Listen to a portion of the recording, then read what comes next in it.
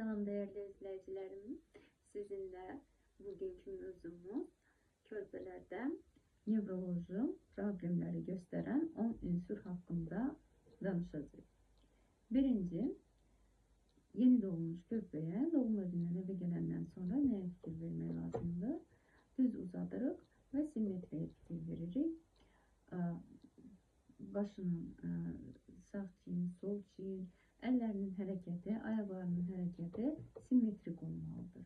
Əgər sağ tərəf hərəkətlidirsə, sol tərəfdə heç bir hərəkət yoxdursa, bütün günü sağlaq vəziyyətdədirsə, sağ qol, sol ayaq, yəni sağ və sol tərəf mütləq və mütləq simmetrik olmalıdır. Hər iki tərəf hərəkət olunmalıdır və normada yeni doğulmuş uşaqda büküklər olur. Ayaqlarında, əllərində bundan qorxmaq lazım deyil. Bu fizioloji hipertonusdur. Bu 2 aydan sonra keçir. İkinci ünsür nədir? İkinci ünsür uşağı düz tutub baxırıq. Uşaq başını sağa və ya sola meyilli olaraq, mütəmadi olaraq çevirə bilər. Belə vəziyyətdə yata bilər, belə vəziyyətdə yemək yeyə bilər.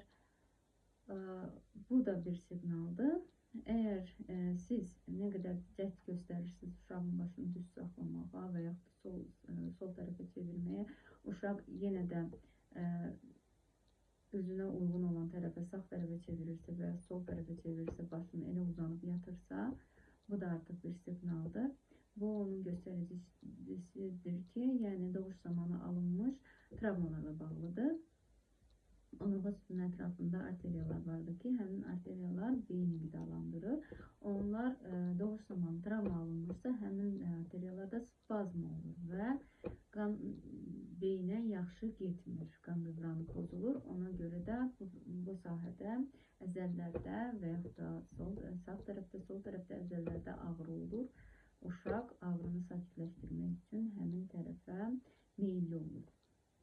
Bu ikinci göstərici və üçüncü göstərici traksiya adlanılır və uşağa əllərimizi uzadanda uşaq sanki bir balaca meymun kimi parmaqlarımızdan tutur, yumruqları ilə yapışır və qalxmağa sanki cəhd göstərir. Biz onu belə qaldıranda görürük ki, uşaq cüzi də olsa, bir saniyəlik də olsa başını qaldırır.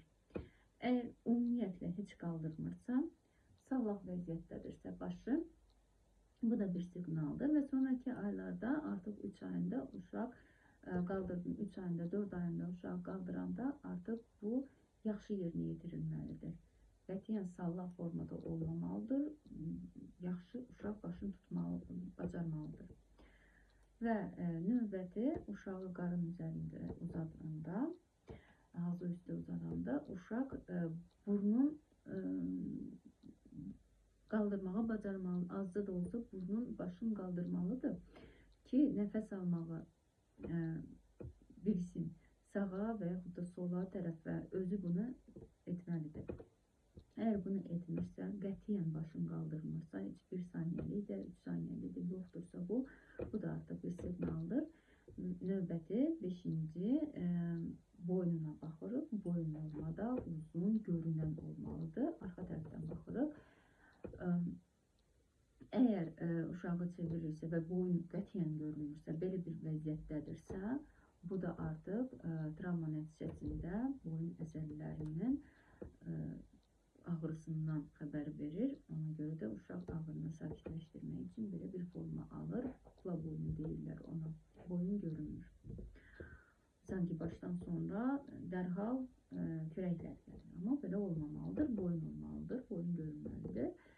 Altıncı kürək sümüklərinə fikir veririk. Mən rəssam deyiləm, amma bacardığım qədər əlimlə çəkib sizə izah eləmək istədim.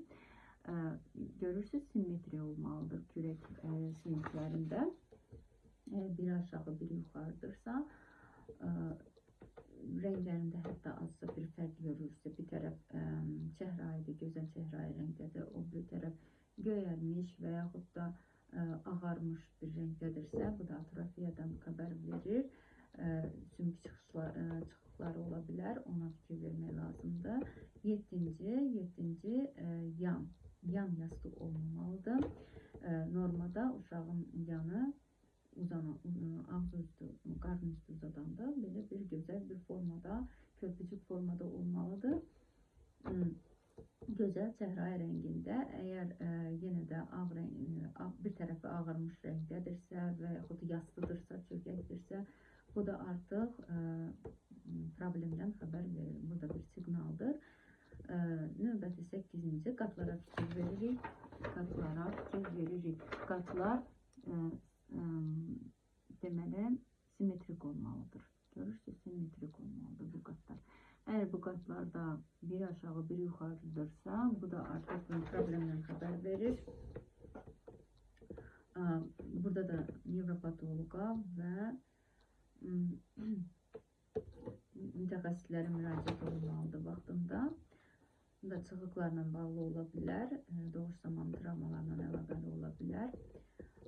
Növbəti tabanları fikir verir. Tabanları düz, çəhrayı rəngində olmalıdır. Eğer göyərmiş tabanlardırsa, burada da problem var deməkdir. Və sonuncu uşağı qaldırırıq. Qoltuq altından qaldırıb tuturuq və ayaqlarının hərəkətinə baxırıq. Ayaqları normada. İlk öncə uşaq barmaqları pəncəsi üstə basır ayağını yerə. Sonra isə tabanın yerə basmalıdır. Tabanın yerə basmırsa, heç olmasa bu 1-2 saniyəlik olmalıdır. Qətiyyən basmırsa, siz nə qədər cəhd göstərirsə basmırsa, bu da bir problemin göstəricisidir. Bunun da vaxtında üstünə düşmək lazımdır. Belə ki, bütün problemlərin həlli var. Sadəcə olaraq biz valideyn olaraq vaxtında bu problemləri görməliyik, üstünə düşməliyik. Sonra uşaq vaxtında zamanı gələndə oturmursa, yerimirsə, kaprizləri çoxdursa, bütün gün ağlağanlıq edirsə, artıq gec olur. 9 ayında, 6 ayında, 1 yaşında artıq gecdir. Ona görə də yeni doğulmuş uşağa fikir vermək lazımdır. Sadaladığım bütün ünsürlərə mütləq fikir verin. Və dediyim kimi deyilsəm, haradasa bir